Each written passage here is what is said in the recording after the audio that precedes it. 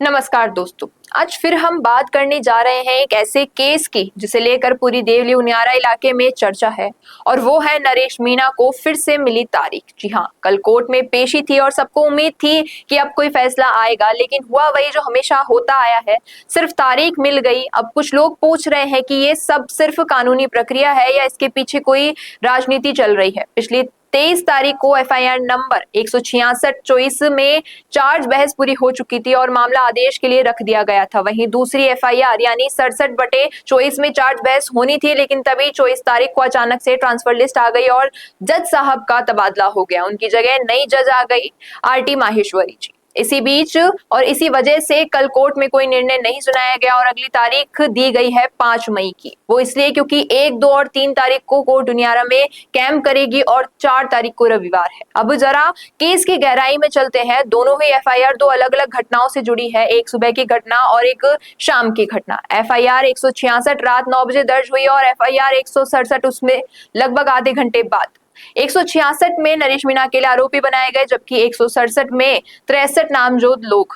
लेकिन एडीएसपी मोटाराम जी की जांच के बाद कई लोगों को आरोपी नहीं माना गया क्योंकि सरकार ने उन्हें पीड़ित माना। जिनकी गाड़ियां और संपत्तियां जली, उन्हें करीब 30 लाख रुपए का मुआवजा दिया गया।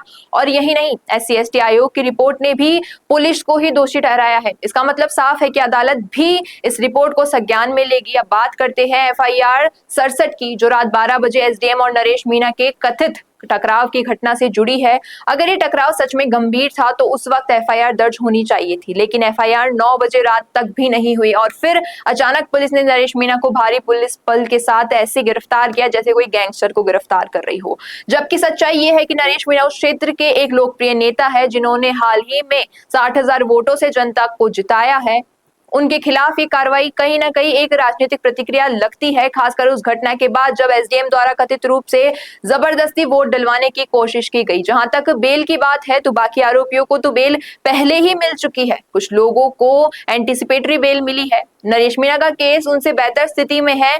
कोई हथियार नहीं, कोई गंभीर चोट नहीं, सिर्फ एक कथित थप्पड़। ऐसे में धारा 307 जैसी गंभीर धारा लगाना अपने आप में एक सवाल है। पहले बेल राजनीतिक दबाव में आकर रिजेक्ट हो गई थी, लेकिन अब उम्मीद है कि 5 तारीख को कोर्ट निष्पक्ष फैसला देगी और नरेश मीणा को बेल मिल सकती है। आपका क्या कहना है इस पूरे मुद्दे पर? नीचे कमेंट सेक्शन में जरूर बताइएगा। अगर वीडियो पसंद आया हो तो इसे लाइक करें, शेयर करें और चैनल संवाद को सब्सक्राइब करना न भूलें, क्योंकि हम लाते हैं संवाद भारत का भारत के लिए।